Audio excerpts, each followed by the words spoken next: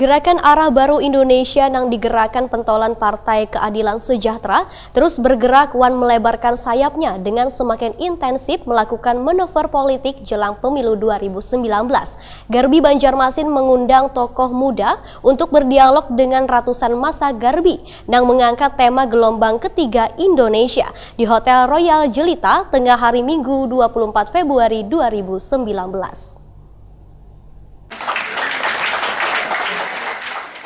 Gerakan Arah Baru Indonesia yang digerakkan pentolan Partai Keadilan Sejahtera yang kaya Anies Mata wan Fahri Hamzah terus bergerak melebarkan sayapnya dengan semakin intensif melakukan manuver politik jelang pemilu 2019.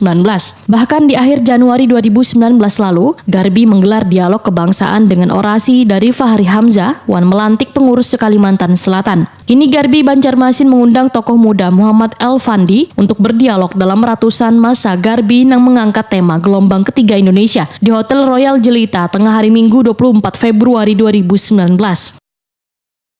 Peserta sekalian yang sudah berpartisipasi aktif dan juga bahwasanya agenda ini. Pembicara nasional Garbi Muhammad Elfandi Wahitakwani Prima TV memadahkan, gelombang pertama Indonesia terjadi ketika Indonesia merdeka dari kolonialisme. Sedangkan gelombang kedua adalah Indonesia menjadi negara yang demokratis wan reformis ketika tanah air dilanda krisis moneter. Kemudian tantangan baru yaitu gelombang ketiga adalah menjadi negara yang merdeka, demokratis wan sejahtera. Cita-cita ini sudah muncul di benak founding father bangsa ini yang menginginkan Indonesia menjadi negara yang kuat, demokratis, adil wan sejahtera. Alumni Universitas Al-Azhar, Mesir ini pun menyatakan Garbi hadir untuk berjuang mencapai cita-cita pendiri bangsa dengan mengkolaborasikan nilai keislaman, model kesejahteraan, prinsip demokrasi, one spirit nasionalisme, termasuk akan membangun 3 kekuatan utama yaitu ekonomi, teknologi, one militer. Sehingga membangun bangsa, ujar Muhammad Elfandi, kada hanya lantaran adanya kandidat presiden dan wakil presiden, namun merupakan tanggung jawab bersama dari semua segmen warga. Namun Garbi ditegaskan Muhammad Elfandi bukan atau belum membicarakan ingin menjadi partai politik, karena hanya fokus bergerak melalui organisasi masyarakat. Dengan masih berstatus ormas, justru akan memberikan keuntungan karena bisa fleksibel wan masuk ke ranah apa saja hingga duduk semeja dengan parpol lain.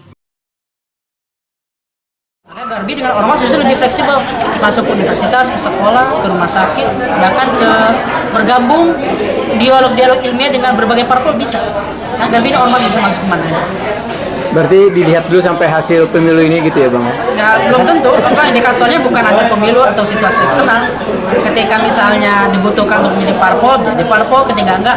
Yang jelas tidak ada pembicaraan itu sama sekali sekarang. Untuk Pilpres ini, Garbi punya sikap. Sikapnya adalah mendukung pemilu yang jurdil dan transparan.